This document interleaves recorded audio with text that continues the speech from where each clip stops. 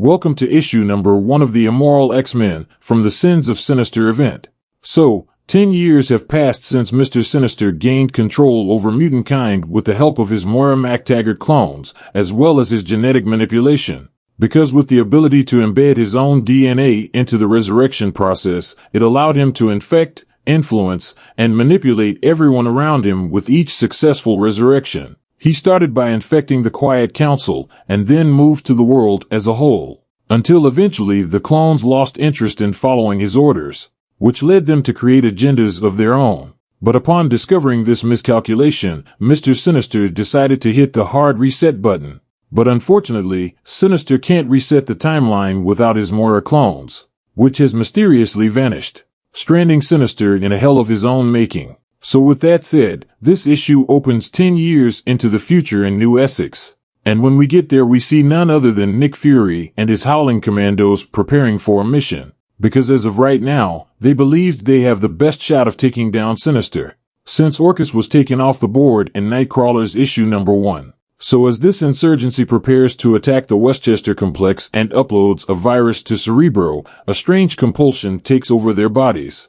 In a twist of fate, the whole squad exits the building through a window, which sent them crashing to the ground below. And with that said, this rebel cell was no more, because that strange compulsion was the work of Charles Xavier doing his thing. Because up to this point, the telepathy of Krakoan was taking out all of the insurgent cells that stood against them. Now, despite Charles Xavier being the one to deliver the death blow, a part of him still mourns for having to do it to begin with. Because like I stated in the Nightcrawler issue 1, a part of their original personality is still inside these compromised bodies, which meant this still tough for Charles to kill them, but on the other hand Emma had no problem doing what needed to be done. In fact, she goes as far as to say Charles always rushes his jobs, while she preferred to savor the moments. Because this sinister version of Charles's sole focus is to accomplish his dream, and he would stop at nothing to achieve it. But this is when they are interrupted by Hope Summers, because she wanted to call for a meeting. So with that said, Emma uses her psychic abilities to call the Quiet Council together. And the purpose of this meeting is to talk about Krakoa's future prospects. Because according to the data page given to us, the problem is that they rule only Earth, but they are growing stronger and faster than any other galaxies could have seen coming. And because of that, in 1 to 10 years there could be a start of an intergalactic war that would be fought as a proxy war. But mostly once they hit the 10 to 30 year mark, the kid's glove will have to come off. Because most likely one of the bigger empires will attack them in an all-out galactic war. Now the two most likely suspects that would challenge them would be the Shi'ar or the Kree/Skrulls Empire. But see, most likely in the beginning the forces of Krakoa would be able to hold them off until the 30-year mark, because 2 or more empires will join forces to take them out. So at that point, it's basically game over. Which means in conclusion, in order to change the outcome of this future prospect, Krakoa would need to look into getting bigger guns. So following that, we transition to another of Sinister's private labs, where we see Sinister have a conversation with a clone of himself in order to bounce ideas off of. Now, during this vent section, Nathaniel Essex let everything out on the table, ranging from his inability to find his Moira clones and control the Quiet Council, to the lack of quality tea to drink. So as he rages on, he brings up that he has created an implant that is already built into each clone's genetic sequence that would take them all out with just a click of a button. But the only problem is that he left the controller in the same lab that Orbis Stellaris stole back in Storm and the Brotherhood of Mutants issue number 1. So with that option out the window, Sinister had to think of a secondary option, which was by trying to regain control over the Quiet Council by doing a gene update. But before he would do it, he thought about asking Dark Beast how he would go about creating it. Because most likely the Quiet Council used the other beasts to alter their genes to begin with. But just like the kill switch, the head of Dark Beast was stolen along with his secret lab.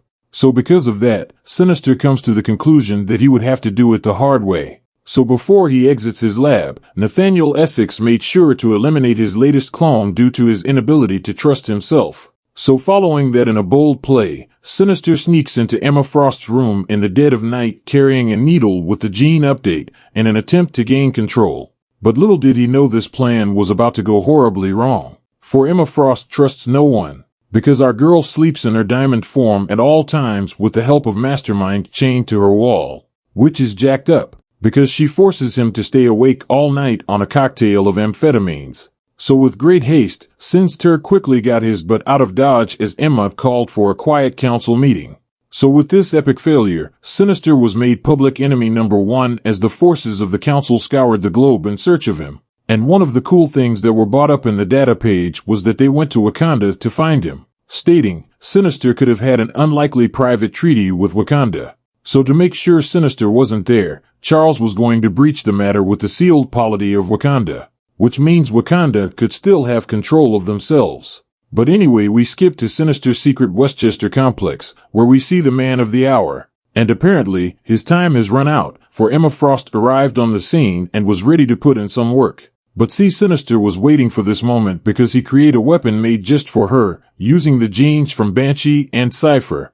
And the reason why this was so effective was because the Cypher genes would read the vibrational frequency of Emma diamond form and calibrate the Banshee screen to shatter that material, which so happens to be Emma's arm.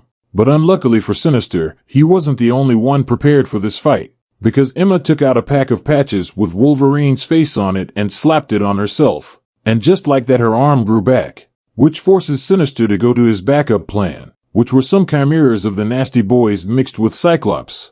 But much like his first idea to stop Emma, his second one would end in the very same manner, because all Emma had to do was use her psychic power to make them kill each other. So with Sinister backed against the wall, Emma took a chain and wrapped it around his neck and began to choke the life out of him. But as she chokes him, they have a small but important conversation, because Sinister states that in time they all will turn on each other, which was something Emma was fully aware of because she states that each member uses each other to their advantage until they are useless.